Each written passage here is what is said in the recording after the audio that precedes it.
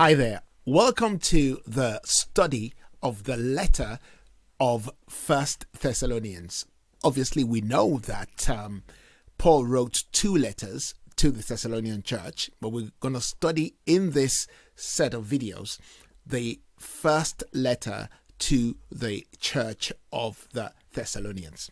Let's get started by taking a look first at some introductory materials, and then we're going to move on to cover chapter summaries, and of course, the theme that we're pursuing is gaining the life lessons from each of the chapters.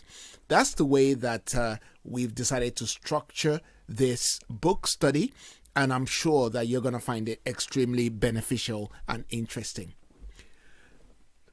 Let's start by diving into some introductory material about the church of Thessalonians. Now, I've got three famous quotes that I want us to look at first of all.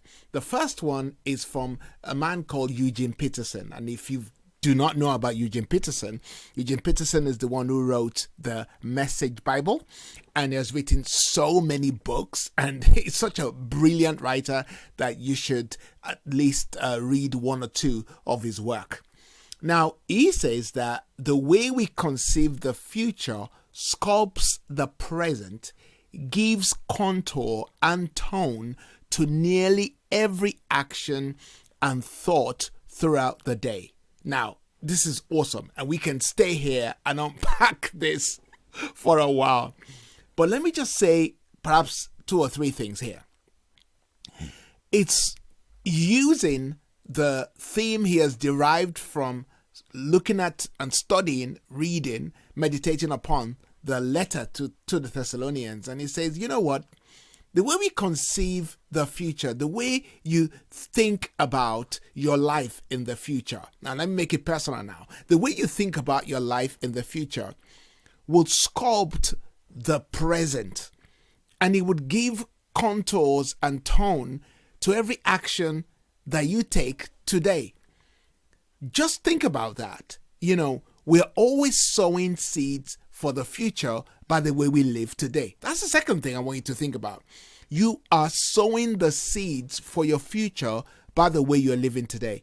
If you're spending your day being angry, upset, and not enjoying anything and pronouncing words about your future today, because you might say, well, I'm only talking about now. Oh, what a rubbish day it is. Oh, what a stupid day. I just know that it's not going to go well. Well, you're not only speaking those words about today, you're speaking those words into tomorrow. And the way the church was living then, because of how they saw the future, Paul had to tell them at some point, hey, you guys need to get back to work, because you think that Jesus is going to come right now and you are becoming lazy. So he says to them, if a man will not work, then that man should not eat.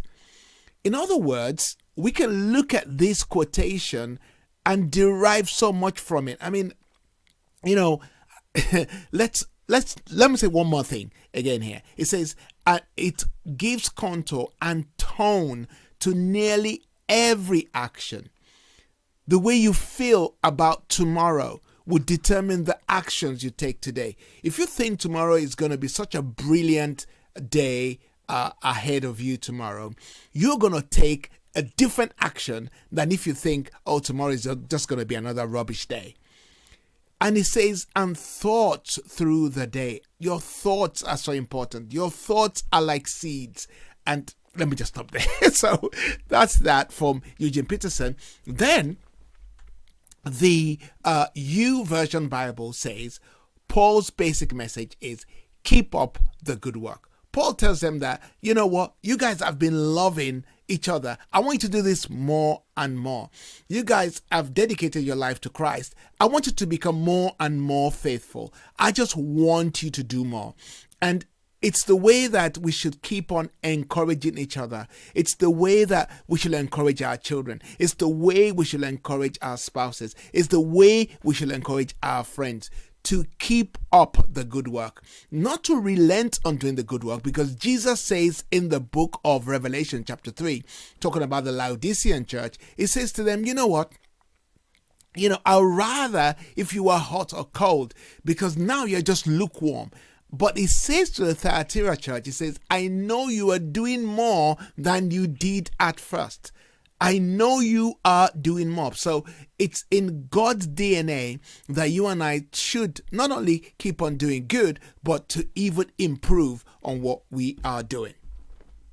And then the final comment or quote that I want to talk about here is from the Nelson Dictionary. And it says that the letter leaves the believer wide awake to the responsibilities of the present, not just gazing into the future. Absolutely. Because the people of Thessalonians were thinking, Jesus is coming, I don't want to do any work. Jesus is coming so I can just, lie down and just not contribute anymore. Paul was saying to them, no, that's not the way to live.